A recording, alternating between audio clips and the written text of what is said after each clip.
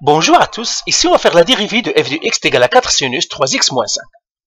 Alors qu'est-ce qu'on va faire? Premièrement, je vous ai fait un petit rappel, la dérivée de cosinus c'était moins sinus, et la dérivée de sinus c'est cosinus. Et puis nous avons le p de masse ou bien le somme des dérivés. Donc là c'est une fonction, premièrement je dis, est-ce que j'ai une addition-soustraction? Ben non, j'en ai pas d'addition-soustraction, j'ai un moins mais à l'intérieur des parenthèses, il ne compte pas, j'en ai pas. Est-ce que j'ai une multiplication ou division? Oui, j'ai une multiplication ici. J'ai 4 fois sinus 3x moins 5.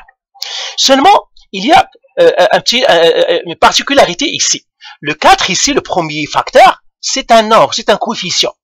Si vous avez un coefficient, eh bien, on ne compte pas la multiplication. La multiplication, c'est comme s'il n'y a pas. Donc, dans ce cas-là, on n'a pas de multiplication ici, on va l'enlever.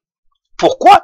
Parce que le premier facteur, c'est un coefficient, ce n'est pas une variable, c'est un nombre. Donc, je n'ai pas de multiplication. Ça veut dire quoi? Ça veut dire j'ai une dérivée en chaîne. Donc c'est ça l'expression, ça veut dire la dérivée en chaîne. La dérivée en chaîne, ça veut dire j'ai une fonction phi, une fonction mère. Alors la fonction phi, c'est celle qui est dans les parenthèses, donc c'est celle-là, mon u.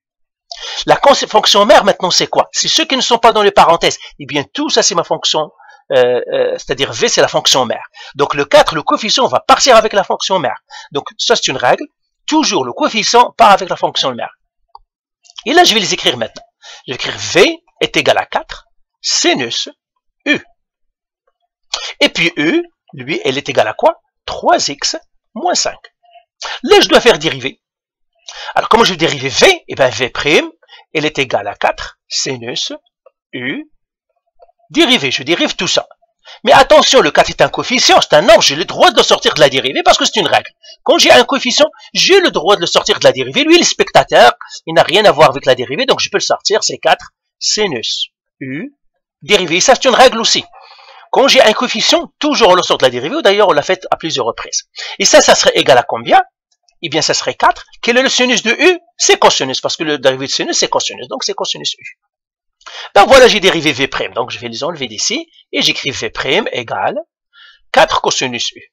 Donc je l'écris ici, v' est égal à 4 cosinus u.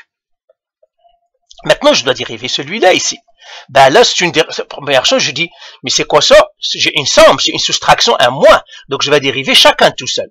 Quel est le dérivé de 3x? Eh bien, c'est 3, ça, vous le savez déjà maintenant. U' est égal à 3. Et puis, quel est le dérivé de moins 5? C'est 0. Donc, ça ne serait pas. Maintenant, je fais la dérivée, parce que c'est une dérivée en chaîne, je multiplie les deux. Donc là, je fais f' de x est égal à 4 fois cosinus u fois 3. Ben là, maintenant, je fais l'algèbre. La dérivée, je l'ai faite. Seulement, je fais le nettoyage. 4 fois 3, c'est 12. Ça me donnerait 12. Cosinus u. Mais u, c'est quoi? Ben, u, c'est la fonction phi. Donc, ça ferait 12 cosinus 3x moins 5. Et ça, c'est f' de x. Donc, voilà, ça, j'ai fait ma dérivée. Et ben, voilà la dérivée. Et ben, voilà, j'ai terminé. C'est ça ma dérivée. Allez, bye.